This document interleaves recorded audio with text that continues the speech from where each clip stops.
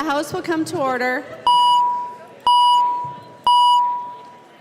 Representative Winkler. Madam Speaker, I move that Senate File 2415 be taken from the table. I think you want to withdraw that motion at the moment. We've got a couple of things to do first. Messages from the Senate and the like. I withdraw it, Madam Speaker. Representative Winkler withdraws his motion. Reports from the Committee on Rules and Legislative Administration. Winkler, from the Committee on Rules and Legislative Administration, pursuant to Rules 1.21 and 3.33, designates the following bills to be placed on the calendar for the day for Thursday, May 2nd, 2019, and establishes a pre-filing requirement for amendments offered to the following bills. House File numbers 1487 and 653. Announcement by the Speaker. Announcement by the Speaker. The Speaker announces the appointment of the following members of the House to a conference committee on House File 2208. Mahoney, Wagenius, Stevenson, Long, and Hassan. Representative Winkler. You want those, I think. Madam Speaker, I move that Senate File 2415 be taken from the table for further consideration. Representative Winkler moves that Senate File 2415 be taken from the table for further consideration. All those in favor, please say aye. Those opposed, say no. The motion prevails. We are on the higher education bill, and I would, the clerk will report the bill. Senate File number 2415, an act relating to higher education, the third engrossment. Representative Bernardy, would you like to put the House language in before you present your bill? Yes, I would. I'd like to offer DEA 2544 amendment, which substitutes the House language, which substitutes, well. The clerk will report the amendment. Bernardy moves to amend Senate File number 2415, the third engrossment, as follows, and the amendment is coded DEA 2544. All those in favor of putting the far superior House language in, say aye. Aye. Those opposed, say no. The motion prevails. Representative Bernardy. Thank you, Madam Chair and Madam Speaker, and members. It is an honor to bring forward to you today our higher education finance and policy bill. Our work here would not be possible without our dedicated, hardworking, and very talented staff.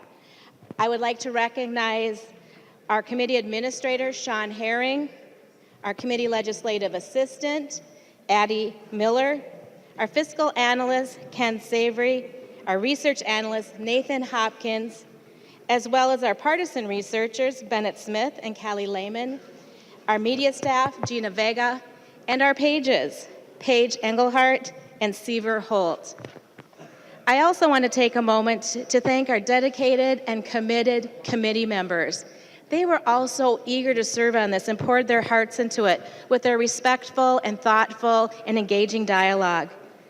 Vice Chair Pryor has been integral to our work, and I appreciate also working with Republican higher education lead, Representative Nornes, and I appreciate our positive working relationship. And I just want to call out our members who invested their time and energy in this and care so much about our students across the state. Representatives Brian Daniels, Mary Franson, Aisha Gomez, Ginny Cleavorn, Sandy Lehman, Ben Lean, Leon Lilly, Eric Lucero, Jean Poppy, Dwayne Quam, Linda Runbeck, Dan Wolgamott, Samantha Vang, Tu Zhang, and our ex officio representative, Lyndon Carlson. Thank you for serving on our committee. So, Madam Speaker and members, when we came together as a new committee, we got to know each other a little bit, and we reflected on our own education experience. And we shared our stories with one another, staff and members, about how higher education had impacted our lives as well as our families' lives.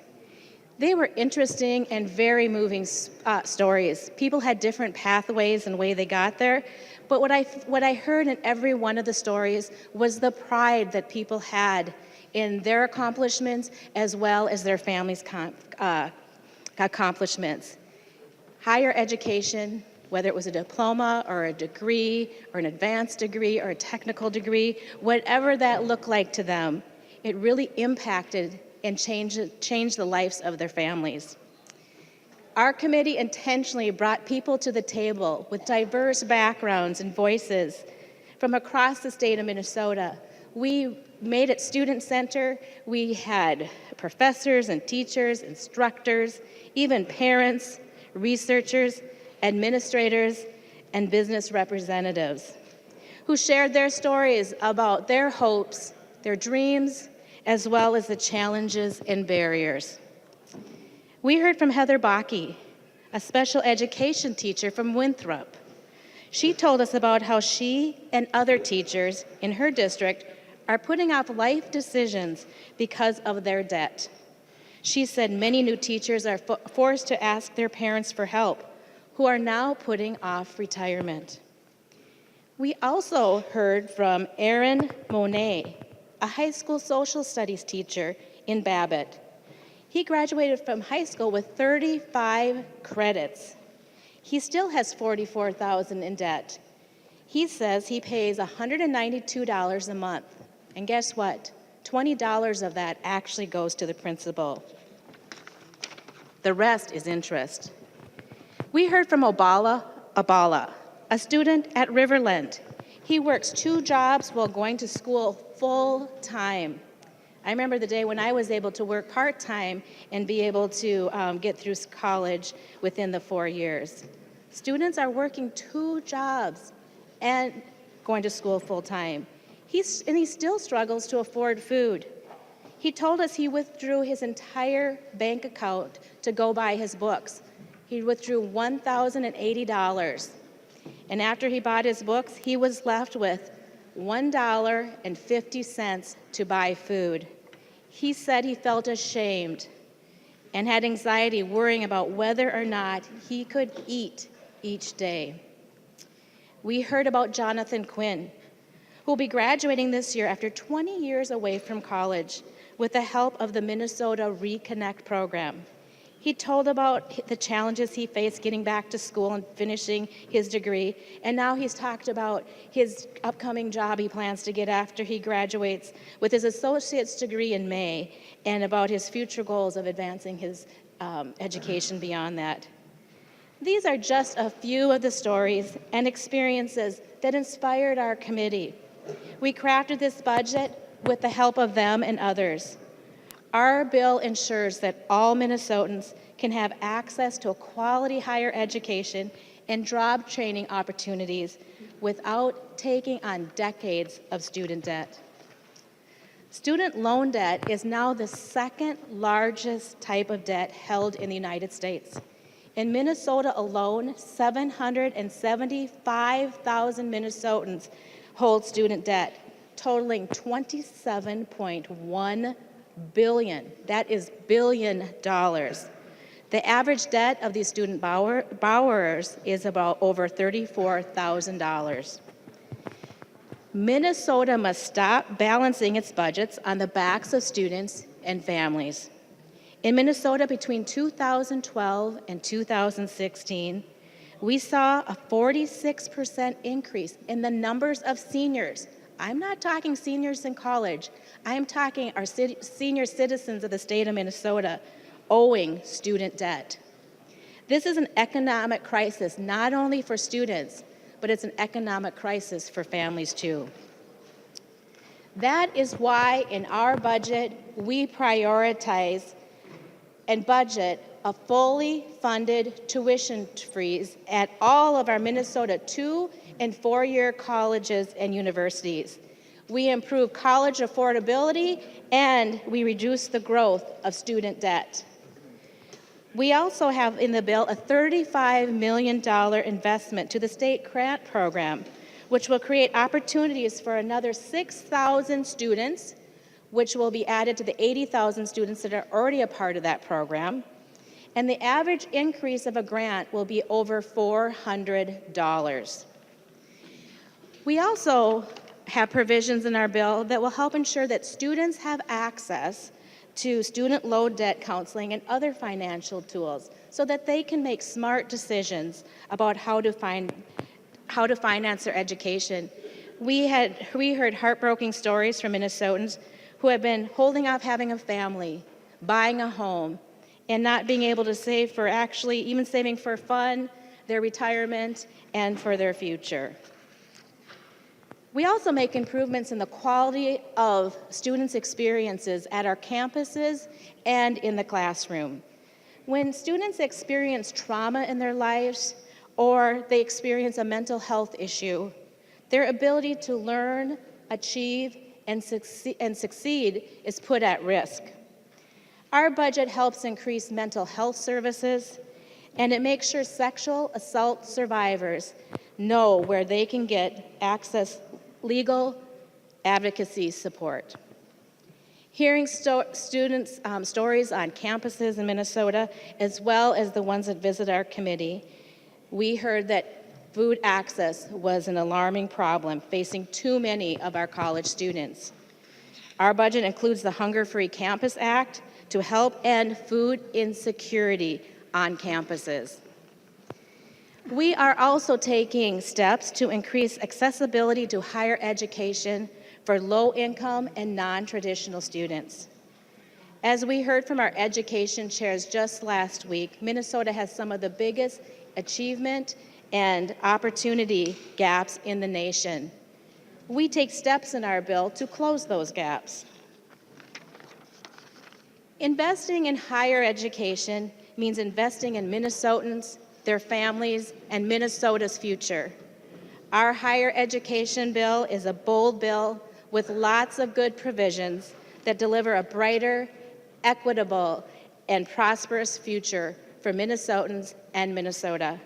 We put students and families first.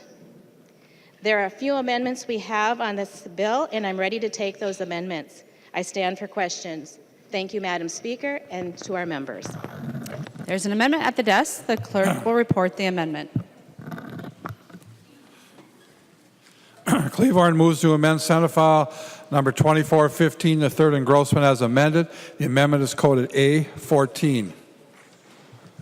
Representative Cleavorn.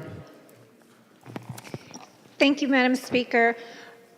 This amendment is a very simple amendment. It moves the funding for the Direct Care Service Program from the Office of Higher Education directly to the Winona State University. Thank you. Discussion to the Cleavorn amendment. Representative Bernardy.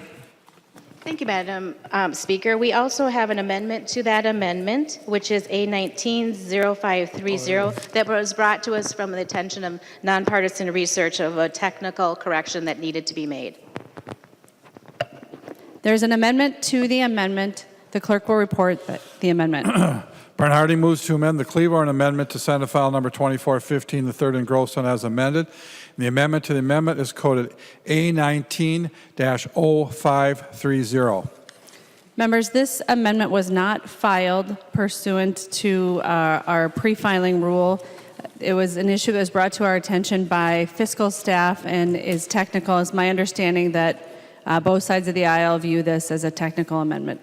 So the amendment is in order to correct the numbers. All those in favor of the technical amendment, please say aye. Aye. Those opposed, please say no.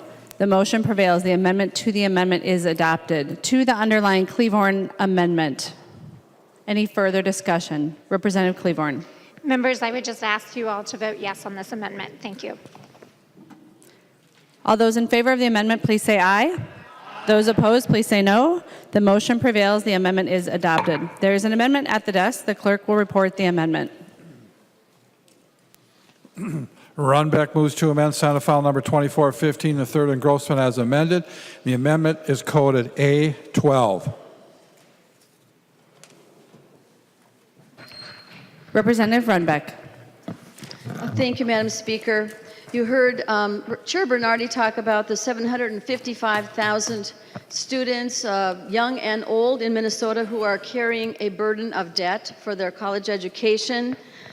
The stories were heartbreaking, but I don't know if we've found solutions. I think what we're talking about in many cases are Band-Aids, members, Band-Aids to the solution.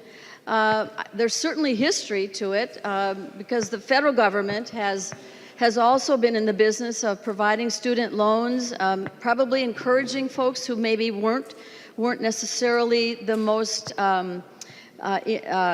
in need of those programs, but nevertheless, the burden of debt has been encouraged by government itself. And I guess my point in my amendment is that this burden, this tremendous cost, this paralyzing cost to many of our young folks needs to be laid at the doorstep of the institutions themselves. That would be the individual campuses and the system itself. Because we are going along year after year after year, encouraging debt, encouraging students to take on more, and yet there is not that system of breaks. There's not that approach right there on campus to say, student, have you thought about this? Have you connected the career that you're looking to get with the debt that you're going to be taking on? Have you thought about how many years you're going to be involved in paying off debt before you can buy the house and before you can do the other things in adult life? No, the institutions are not responsible for that. Their responsibility, their apparent mission is to fill a lot of seats.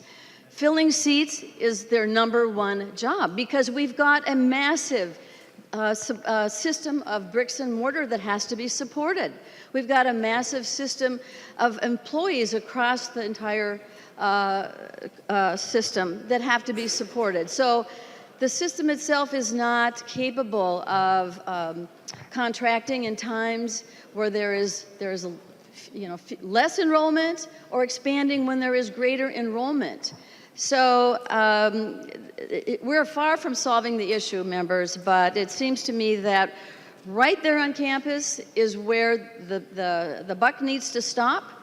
The conversation must be had. And I think we should keep in mind that we have many, many thousands of students today in our colleges and universities that are first-generation students. They may not have the support system at home. They may not have parents who can guide them and direct them and show them the value of an education vis-a-vis the career they're seeking. So a lot of gaps in the present-day environment in our college system. So my amendment just says, colleges and universities, you bear a lot of the responsibility. You better be the truth tellers. You better be the ones who speak to your students and make sure that they're not going to end up in 4 years with a career that doesn't exist, with a degree that doesn't amount to much, and that doesn't pay them a living wage, and that saddles them with decades of debt. So that's the essence of the amendment. I urge your support, members. Representative Bernardy. Thank you, Madam Speaker, and thank you, Representative Runbeck, for your comments regarding this. I think your intent is good, and I would love to go over further explore this idea and figure out what would be workable. Currently, this is an unfunded mandate, and the programming for running such a program would be enormous. And at this point in time, members, I ask for a no vote. Representative Runbeck. Madam Chair, I would like a roll call, please. Representative Runbeck requests a roll call. Seeing 15 hands, there will be a roll call. Seeing no further discussion, the clerk will take the roll.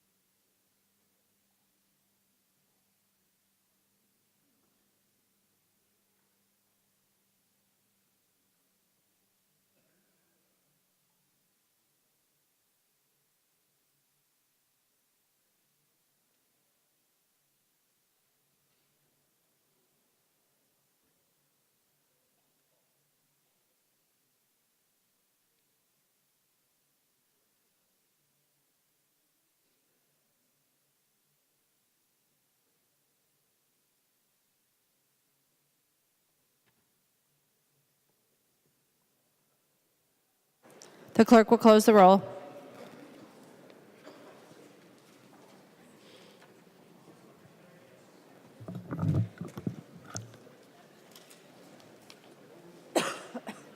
There being 58 ayes and 71 nays, the motion does not prevail. The amendment is not adopted. There is an amendment at the desk. The clerk will report the amendment.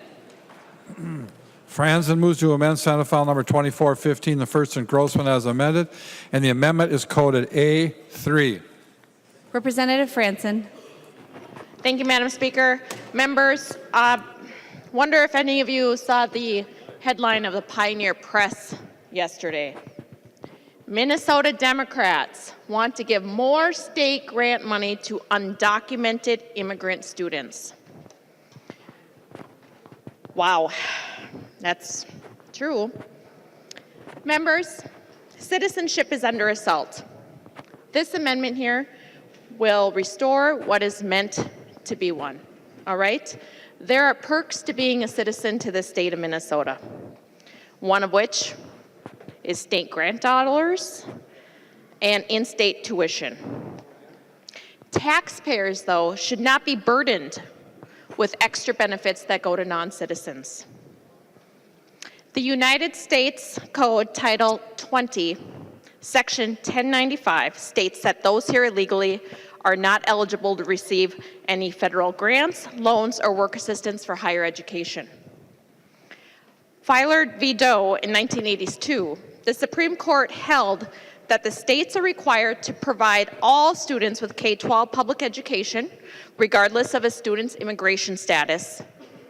Although the court did not declare education a fundamental right, it was determined that public education has a pivotal role in maintaining the fabric and deprivation of education takes a toll on social, economic, intellectual, and psychological well-being of the individual. But this decision does not apply to post-secondary education. Members, illegal immigration is a national crisis, and not just at the border. Radical progressive Democrats in this House are adding to the narrative that Democrats are the party of open borders. This year, these same Democrats passed legislation allowing those here illegally to apply for a driver's license. There's been discussion of making Minnesota a sanctuary state, and currently, yes, Minnesotans are funding those here illegally to get state unearned benefits like taxpayer-forced tuitions. Taxpayers are not happy. If you read the comments on social media, they are against what is written in this Pioneer Press. They are against what is in this bill. Student citizens are hurt by the preference given to those here in this country illegally. Minnesotans have provided for generous benefits, but tuition is simply a bridge too far and should be repealed. And members, I'd request a roll call. Representative Franson requests a roll call. Seeing 15 hands, there will be a roll call. Representative Bernardy. Thank you, Madam Speaker. And I just want to rise to let members know this has been something that's been under a policy that's been under both parties under this House for a number of years now. And our economic future of our state depends on supporting every single student in their highest possible achievement. This amendment doesn't support that goal, and members, I ask for a no vote.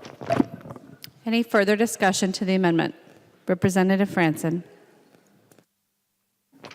Yes, in this body, passed in 2013, with a state that was completely controlled by Democrats. Democrat-controlled House, Democrat-controlled Senate, and Democrat-controlled governor. Members, it is time to put Minnesota citizens first and stop robbing the taxpayers. Members, do what's right. Thank you. The clerk will take the roll.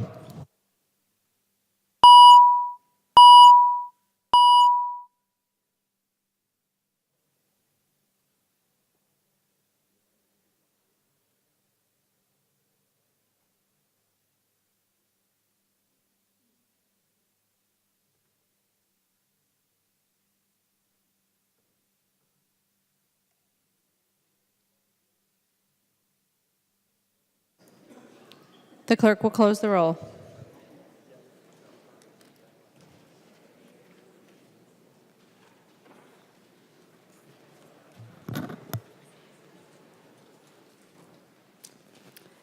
There being 59 ayes and 69 nays, the motion does not prevail. The amendment is not adopted. There is an amendment at the desk. The clerk will report the amendment. Lucero moves to amend Senate File Number 2415, the third engrossment as amended. The amendment is coded A10. Representative Lucero. Thank you, Madam Speaker. Well, we know that Democrats have a dream of making Minnesota a sanctuary state for those that are here illegally. And they continue making steps towards their goal by having language in the higher ed bill that would give more money to those attending college that are here illegally. Federal law prohibits such students from receiving federal Pell Grants, and the language in the bill seeks to allocate the equivalent dollars that they otherwise would receive but are disqualified receiving because they're illegal, and then making up for those dollars with state dollars.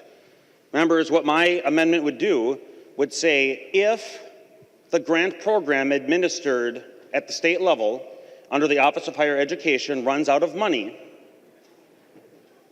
which we know all money is finite, it eventually will run out, and when it does run out, decisions have to be made on who's not going to be awarded grant money.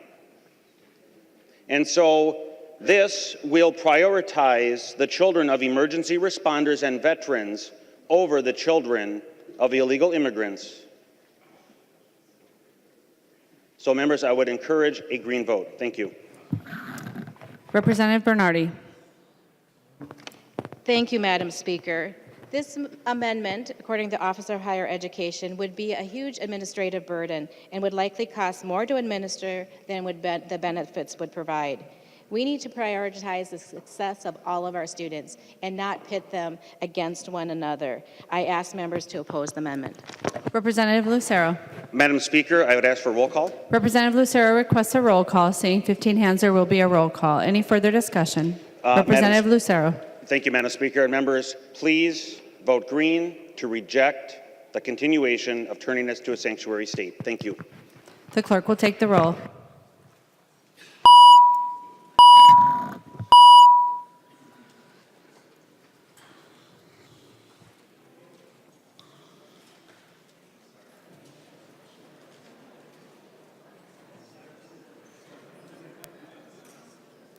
The clerk will close the roll.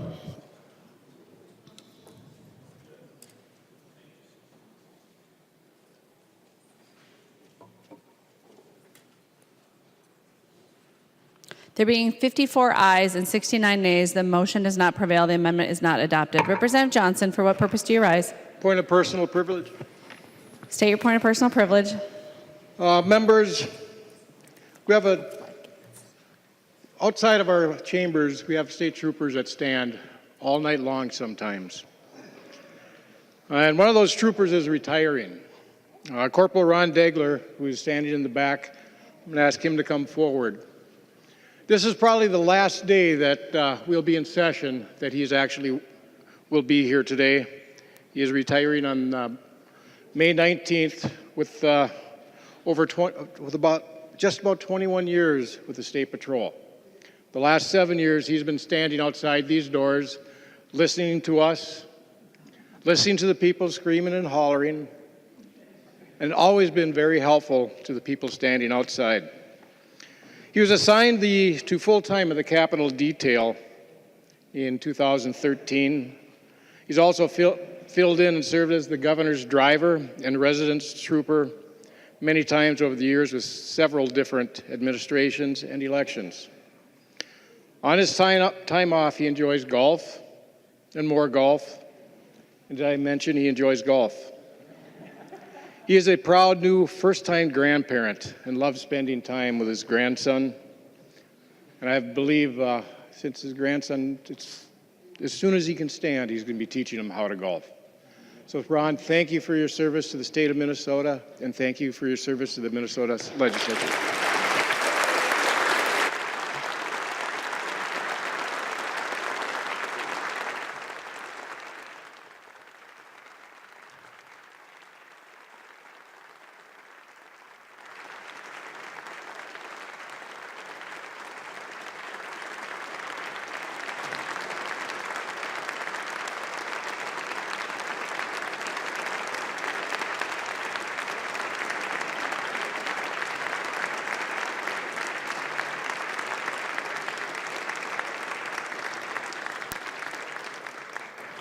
On behalf of the entire chamber, I want to thank Officer Degler and all of those who work so hard to keep us safe in this chamber to deliberate the people's business.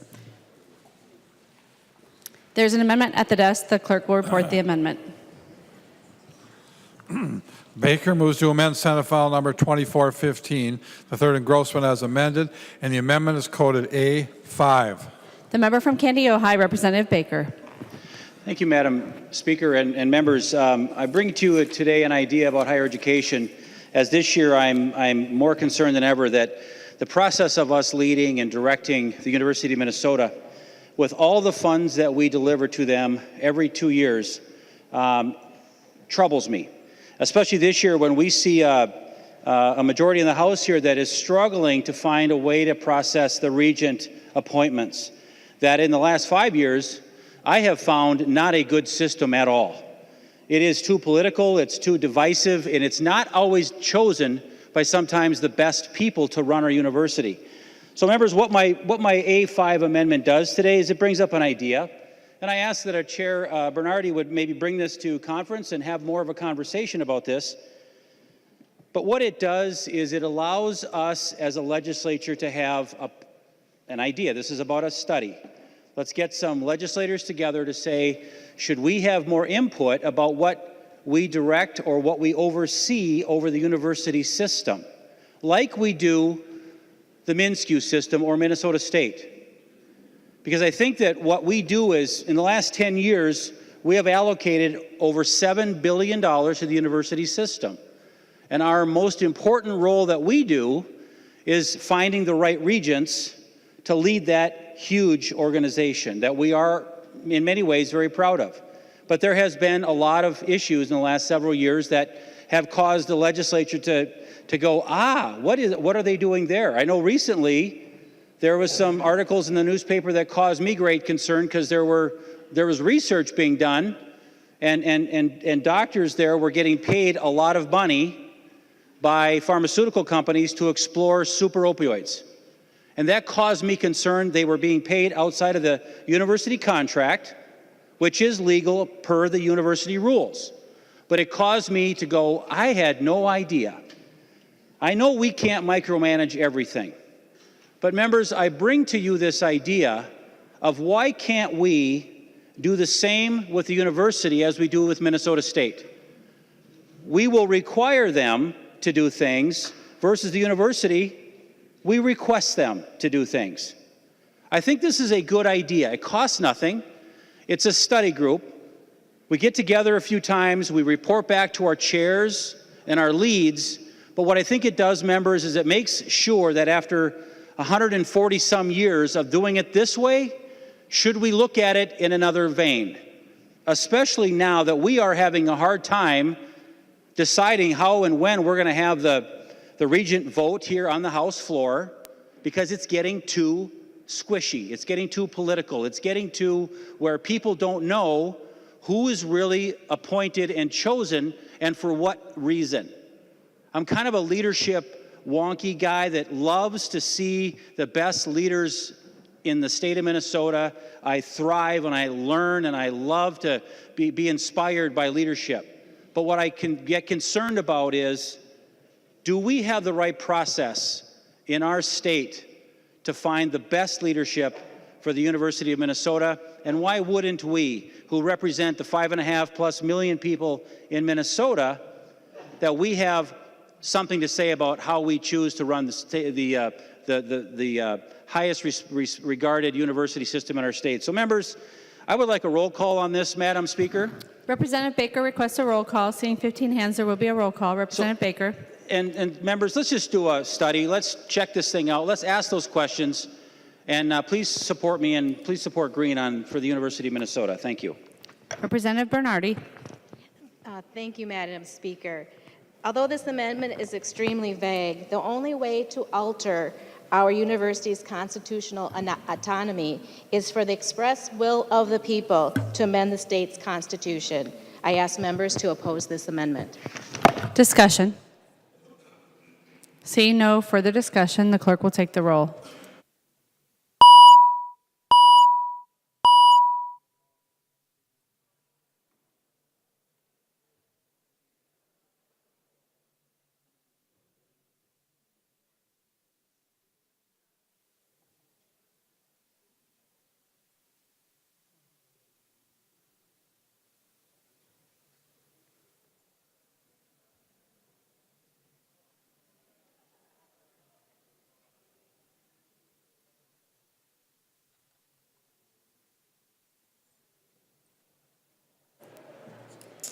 The clerk will close the roll.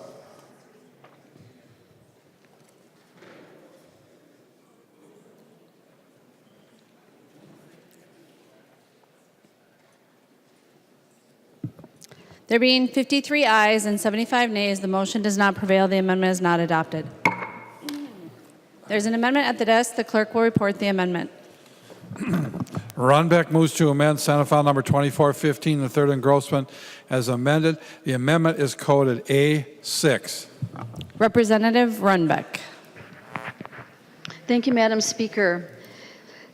Maybe some of you get the same email newsletter that I do from a gentleman named Tom Lindsay from Texas Policy Institute, but he always has provocative headlines about higher ed, and sometimes that's the direction we need. I happen to like what he's saying. So here's one for you.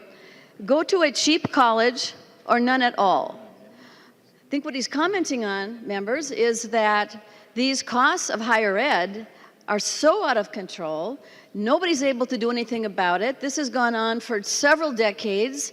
And you know what? A high-priced college is not going to get you any further than your local community college. So it's a really good message. But I think his point, about the rising costs needs to be considered, strongly considered. And I know you can't do it in just one legislative session. I appreciate the difficulty that Chair Bernardy has with this bill, but this bill contains no reforms, does nothing to rein in the out-of-control costs of higher ed. There are no breaks internally in the system, so within the system, they don't do anything about it as well. Lots and lots of spending concerns. So this amendment would say, let's start by asking for a report, okay? Tell us how you're going to cut 15% from your administrative costs, and then we'll start to have a conversation. So that's all the amendment does, and I would urge your support. Representative Bernardy. Thank you, Madam Speaker.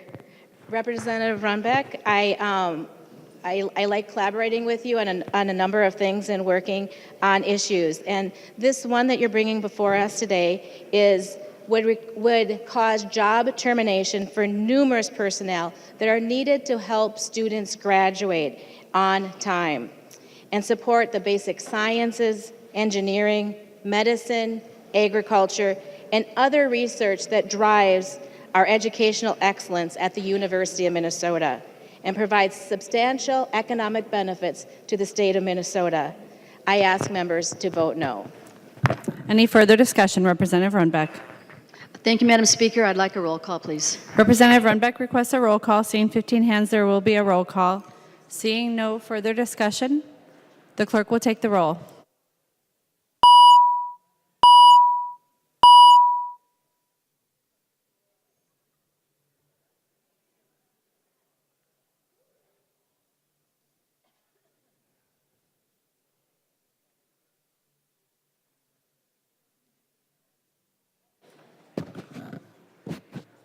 The clerk will close the roll.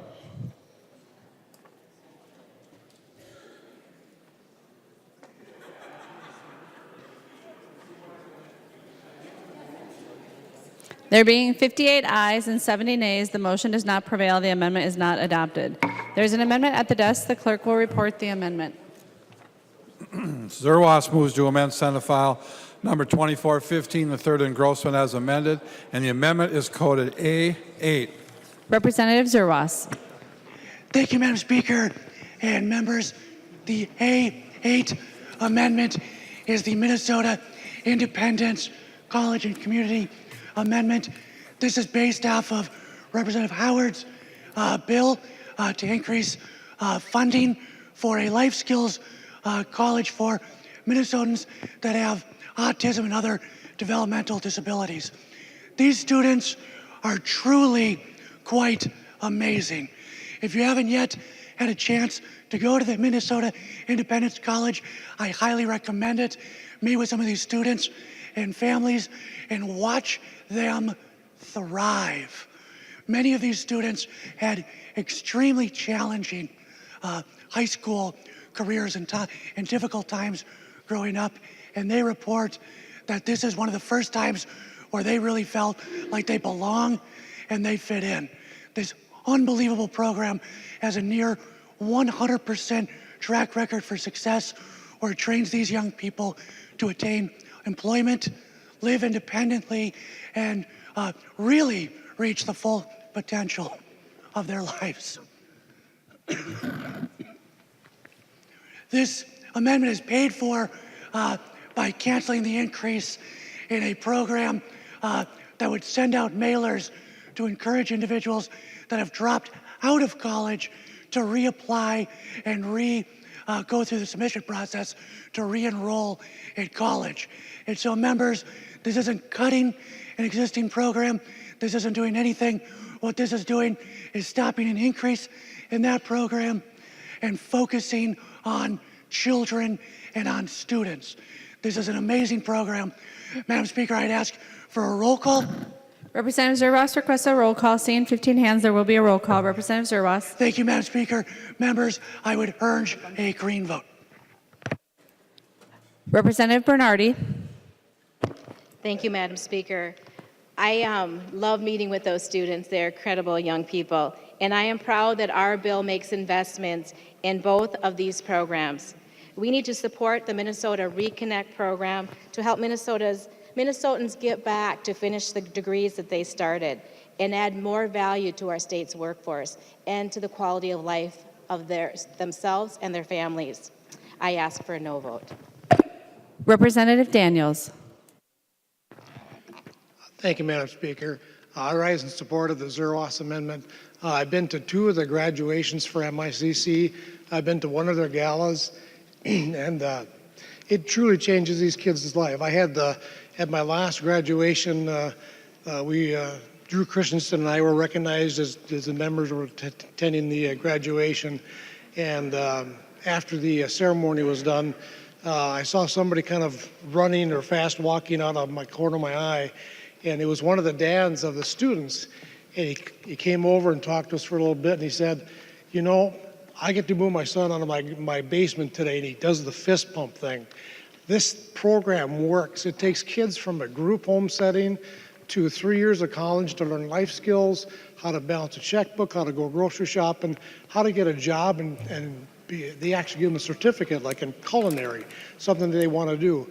So I think the money would be used much more wisely, getting these kids out of their families' basements into a productive role, into a working environment, and they'll go on to live fully independent. So it's a great program, and I'd ask you to support the Zerwas amendment. Thank you, Madam Speaker. The member from Otter Tail, Representative Nornis. Thank you, Madam Speaker. I just wanted to also say I wholeheartedly support the Zerwas amendment. I was talking with a parent the other day who has a student enrolled, and you have to meet some of these students to understand what some of the challenges are. But this young man had signed up for the debate team. If you understand autism at all, that's quite a jump and quite an achievement for someone to be able to do that. So it's very, very important that we do this funding, and the rest, the Reconnect program, that's another issue for another day. Representative Franson. Thank you, Madam Speaker and members. Well, Representative Nornis, I'm going to just highlight that issue for another day today, right now on the House floor. Representative Nick Zerwas, thank you so much for bringing this amendment forward. I was not going to speak, but members, you have got to know that this Reconnect program is a taxpayer scam, okay? It is nothing more than a marketing gimmick, sending out some postcards, please come back to school, to raise the enrollment numbers of these schools. Let's prioritize and support Representative Nick Zerwas's amendment. Thank you. Any further discussion to the amendment? Representative Zerwas. Thank you, Madam Speaker and members. And if you've had an opportunity to be in Higher Education Committee when the students from MICC come and present, you were certainly blown away by their poise, by their adeptness, and quite frankly, by their sense of humor. It's probably one of the funniest testifiers I've ever seen in the times that I've been here, spoke in committee last session. And Members, I want to remind the body of a federal court order that we're under, that in the Health and Human Service world we often refer to as the Homestead Rule.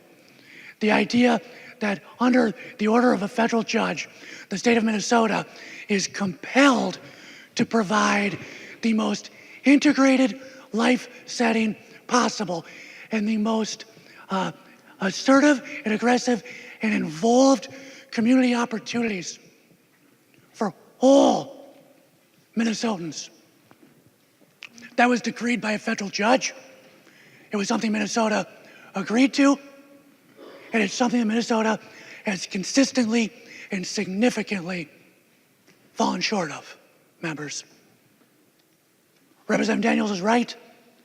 This program takes students that would otherwise most likely never achieve independent living out of their parents' home or out of a group home setting.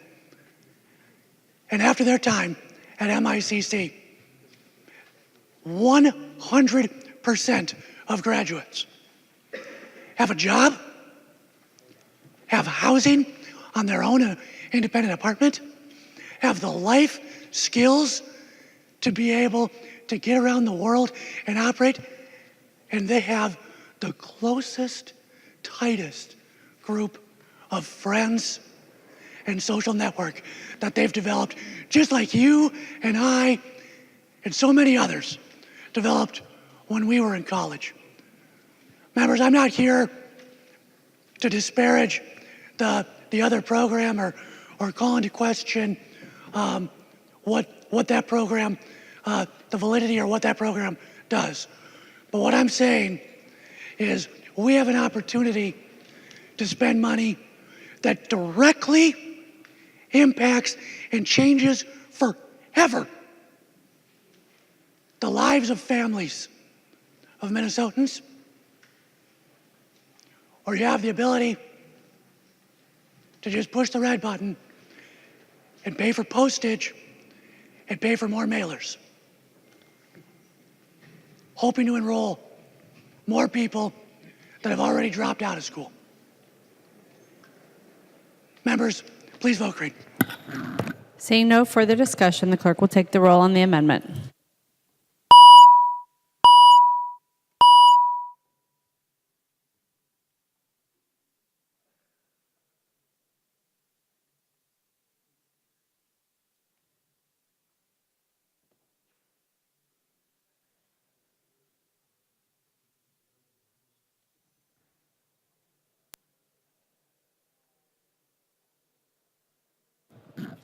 The clerk will close the roll.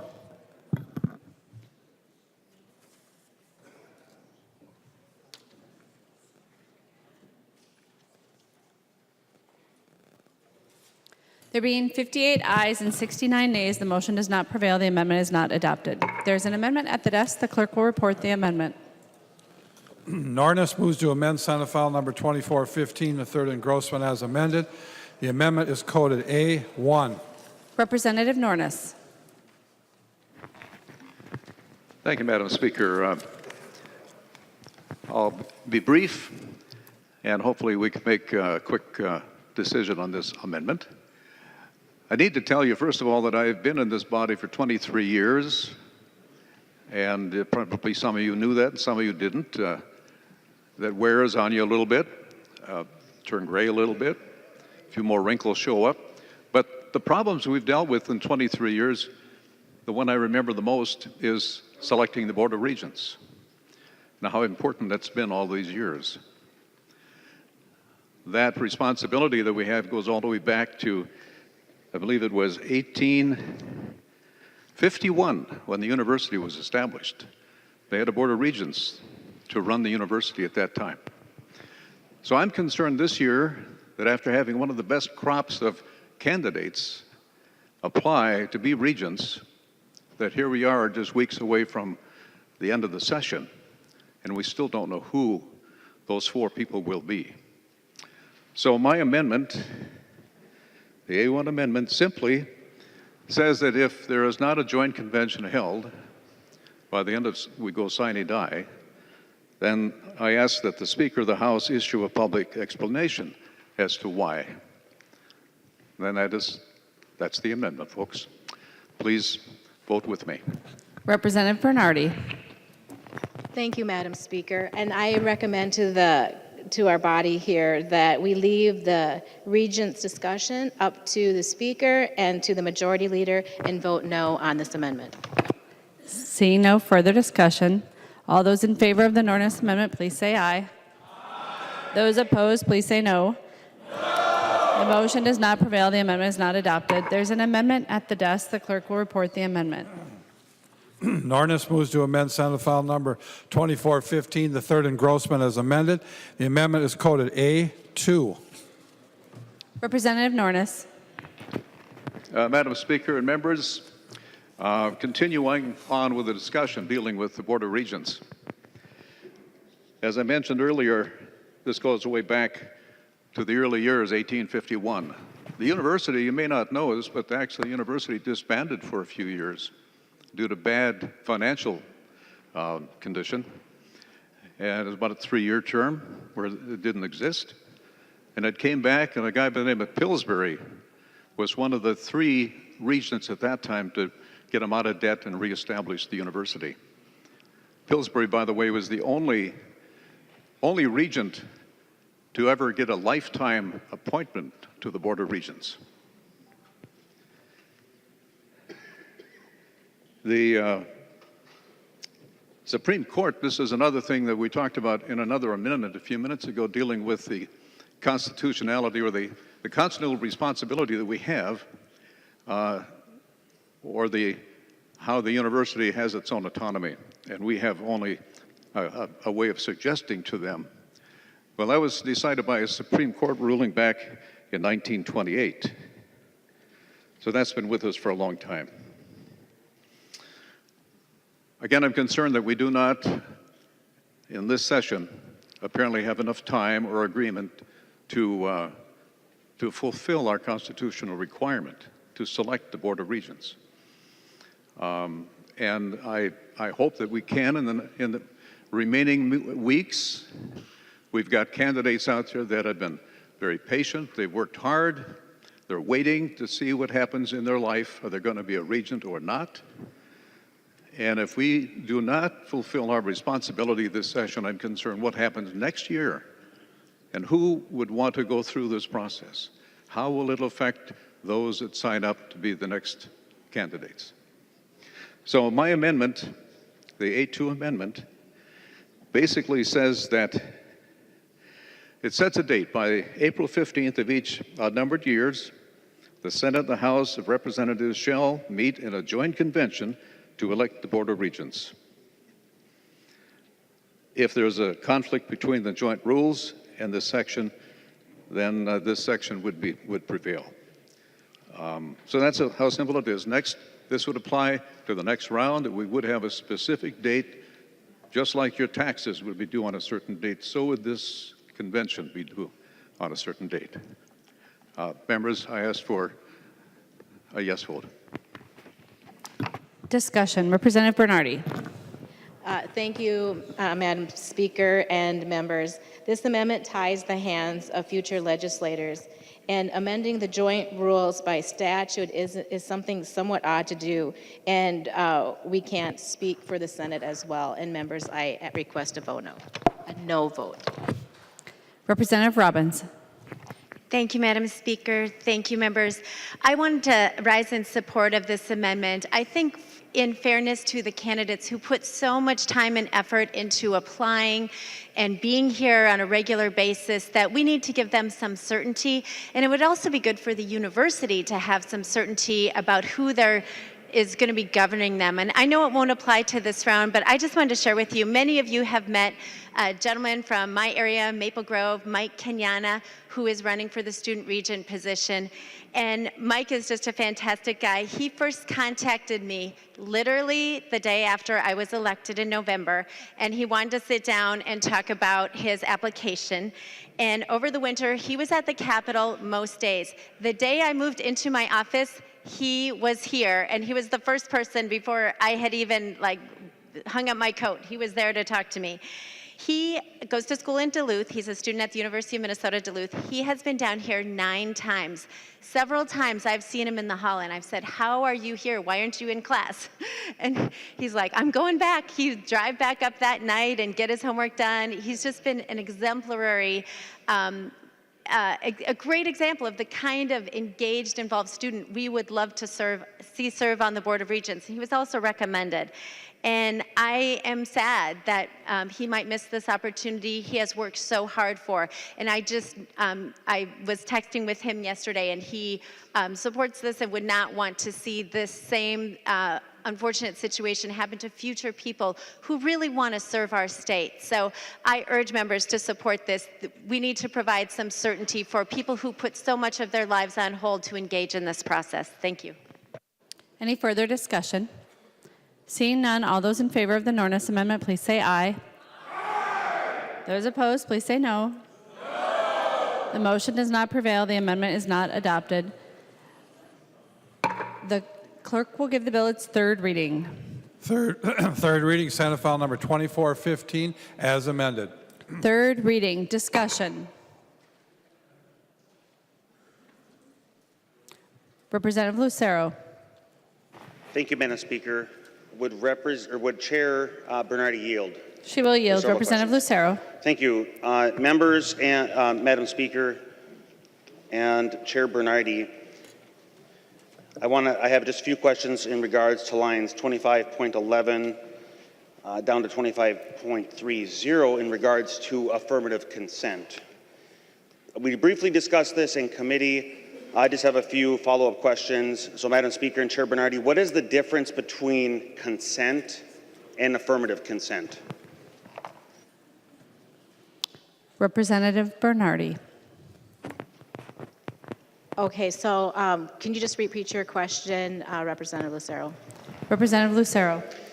Thank you, Madam Chair. There's a provision in this bill that requires affirmative consent. Standard consent, regular consent, traditional consent is no longer required as I read this bill, but instead affirmative consent, a new standard is required. Can you please explain the difference between consent and affirmative consent? Representative Bernardy. Thank you, Representative Lucero. They would enforce it exactly as they currently enforce consent standards on their campuses. Individual institutions have the discretion to establish their own reporting and complaint resolution process within the parameters of Title IX federal requirements, and House File 1951 maintains that status quo for existing Title IX procedures on individual campuses. Representative Lucero. Madam Speaker, would Chair Bernardy yield for another question? She will yield. Representative Lucero. Madam Speaker and Chair Bernardy, I'm sure that was great, but it had nothing to do with my question. My question is, what is the difference between consent and affirmative consent, as you are the chief author of and are mandating according to this bill? Representative Bernardy. Affirmative consent would mean that someone has given their word that they are they consent. Representative Lucero. Thank you, Madam Speaker. Would the chair yield for another question? She will yield. Representative Lucero. Thank you, Madam Speaker and Chair Bernardy. How does what you just described differ from regular consent? Representative Bernardy. I cannot answer that question. This would be the standard in consent, and as I told you before, that is how the institutions would enforce it. Representative Lucero. Thank you, Madam Chair. I have just two more questions, if the chair would continue to yield. She will yield. Representative Lucero. Thank you, Madam Speaker. You weren't able to answer that question. Hopefully you can answer this question. Must both parties, these are college students now, obviously in scope here, must both parties be college students for the affirmative consent mandate to apply, or would it apply with just one of the parties being a college student? Representative Bernardy. Representative Lucero, getting back to your question about affirmative consent, to let you know what a affirmative consent is, it's knowing voluntarily and mutual decision among all participants to engage in sexual activity. And both would need to have consent in a consensual relationship. Representative Lucero. Thank you, Madam Speaker. If she would continue to yield. She will yield. Representative Lucero. Okay, thank you, Madam Speaker. And Chair Bernardy, that wasn't my question. My question is, what is the difference? You just read me what affirmative consent is, but how does that differ from consent? And you stated you couldn't answer that. But then my second question is, do both parties of this action, must they both be students for the affirmative consent mandate to apply, or would only one party be required for this to apply?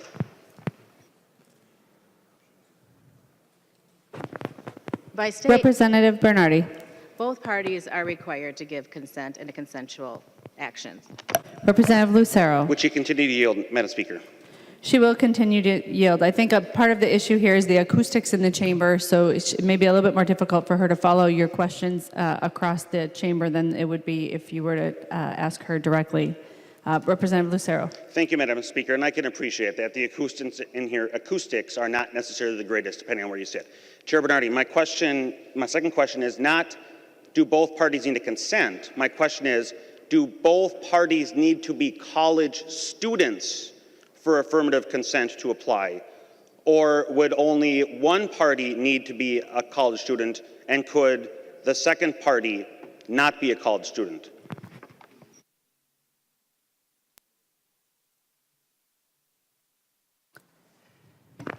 Representative Bernardy.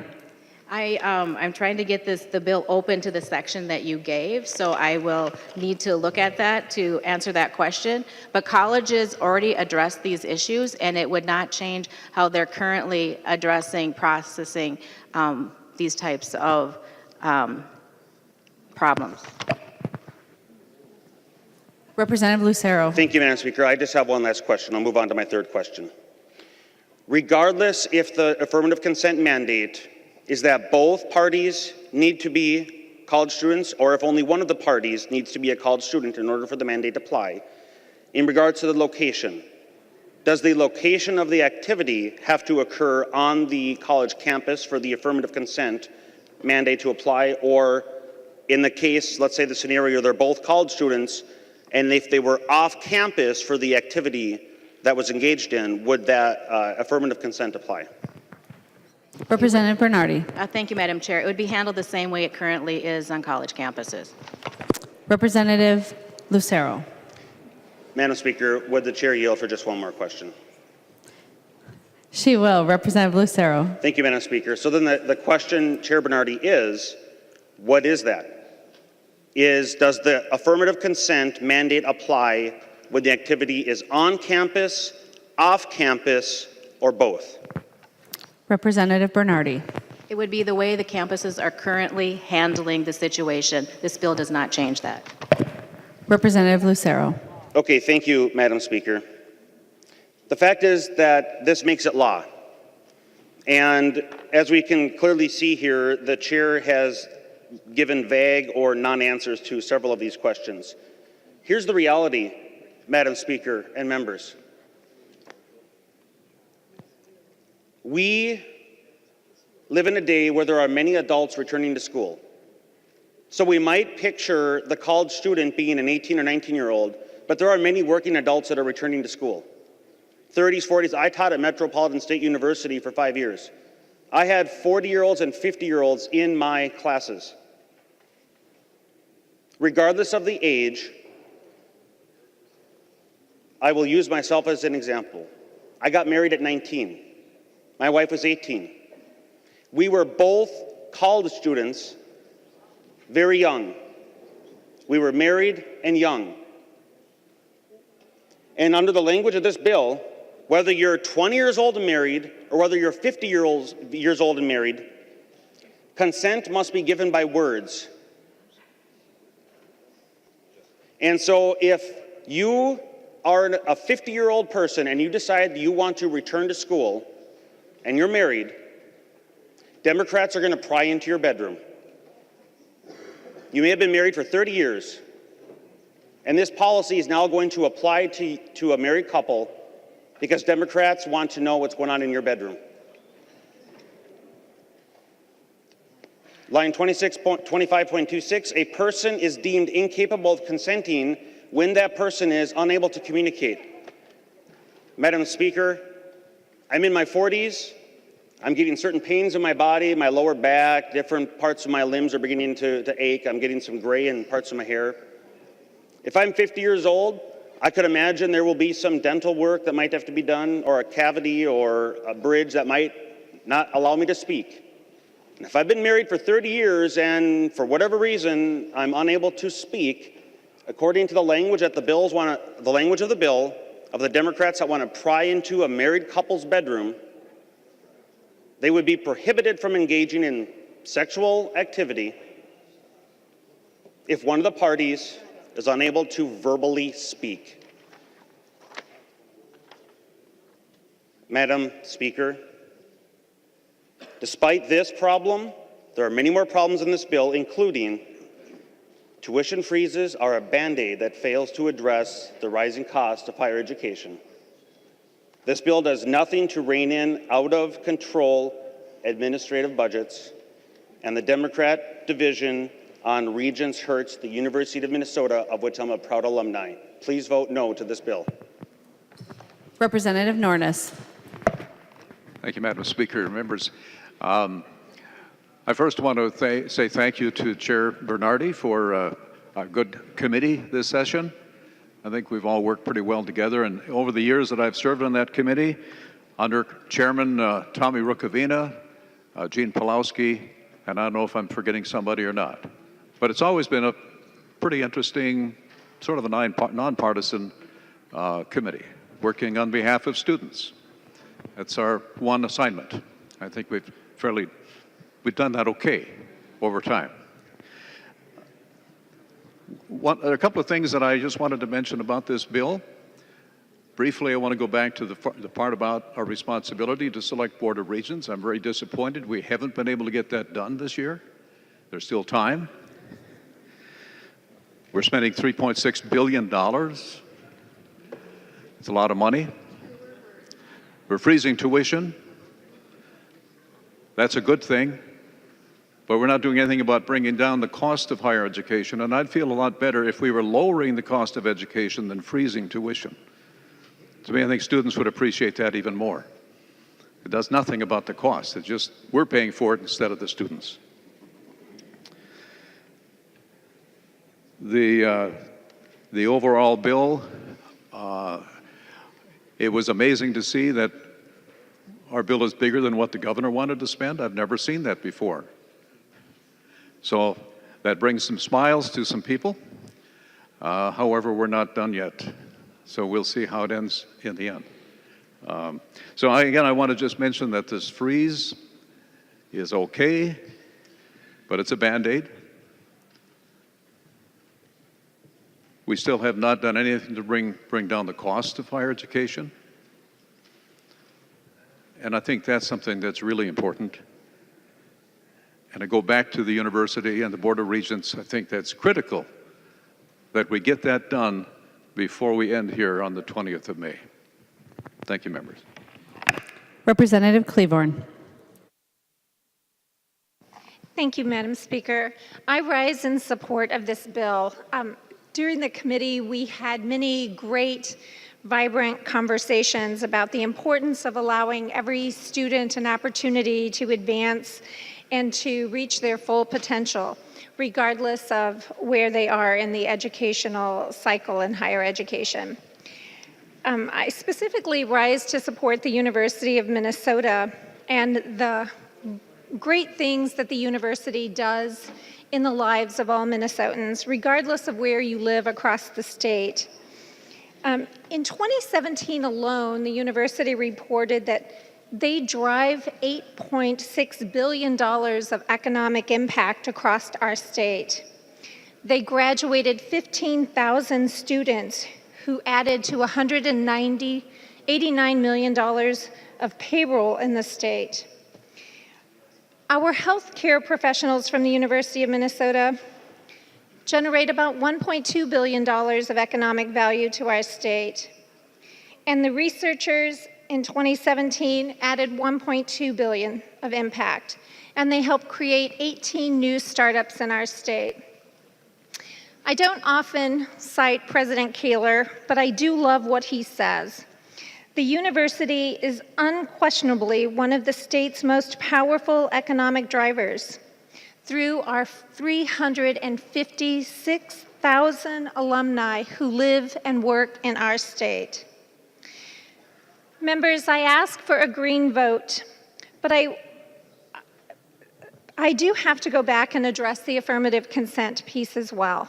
I just want to make sure that the members understand that this does not change anything in the current policy at the University of Minnesota and our higher ed systems.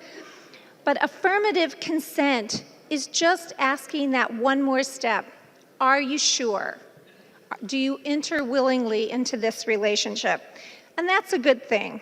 As the mother of 3 college students who graduated from college, when we went through orientation and we went through the consent training at the University of Minnesota, when we left, each of my students said to me, "Mom, what does this mean?"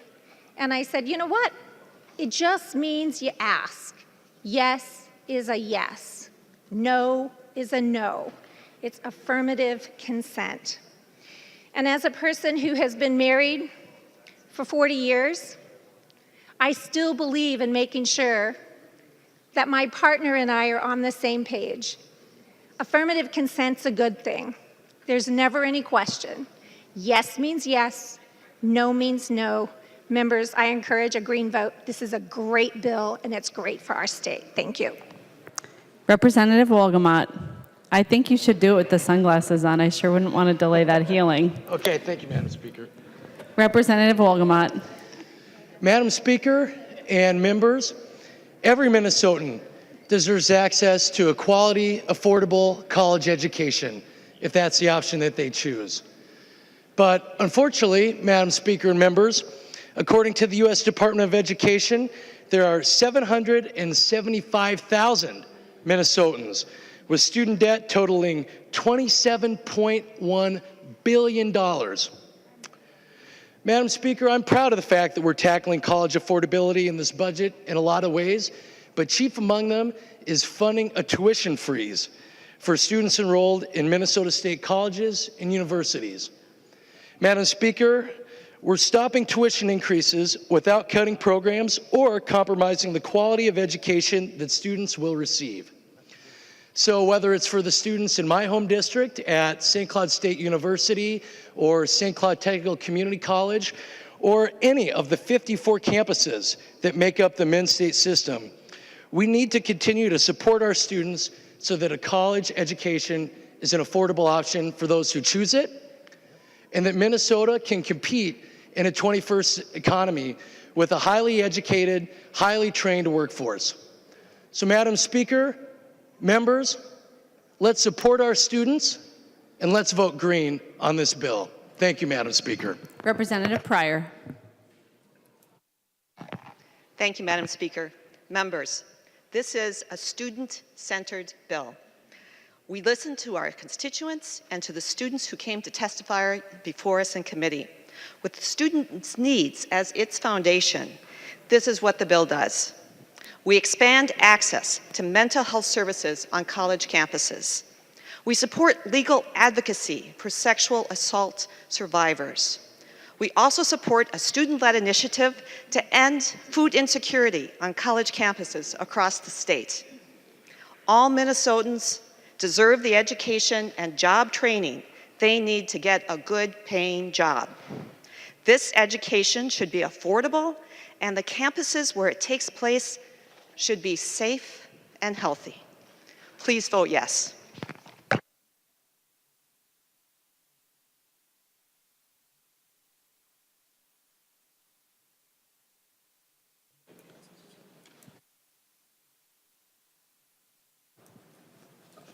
Representative Bernardy.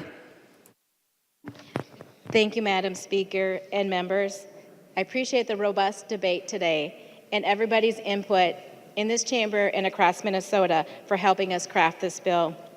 The Minnesota Values Plan that we set out to do this year we engage communities across the state to build a legislative agenda rooted in the aspirations, the hopes, and demands of Minnesotans. Through our higher education bill, we're offering strong measures for a new direction, a direction that freezes tuition, eases the financial burden, and enhances the quality of educations all Minnesotans deserve. Working together, we can strengthen our communities across the state by improving educational opportunities, investing in a brighter future for our families, and increasing economic prosperity for all Minnesotans, no matter where they live or their backgrounds. Members, I ask you to join me in voting yes for this bill. The clerk will take the roll.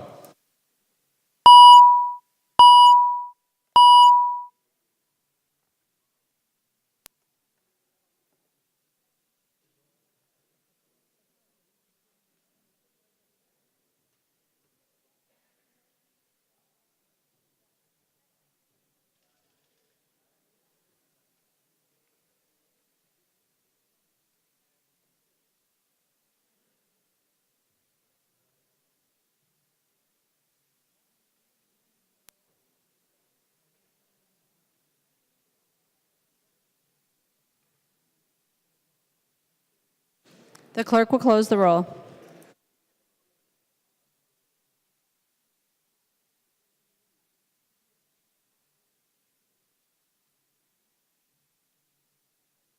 There being 72 ayes and 57 nays, the bill is passed as amended and its title agreed to. Announcements by the Speaker. Announcement by the Speaker. A message from the Senate has been received requesting concurrence by the House to amendments adopted by the Senate to the following House File number 15. Representative Winkler. Madam Speaker, I move a recess to the call of the chair until 2:10 p.m. Representative Winkler moves a recess to the call of the chair until 2:10 p.m. Discussion. Seeing no discussion, all those in favor of the motion, please say aye. Those opposed, please say no. The motion prevails. Just before the recess, Representative Doubt. Thank you, Madam Speaker. My members will have 1 free hour. Since the motion prevailed, the House is in recess.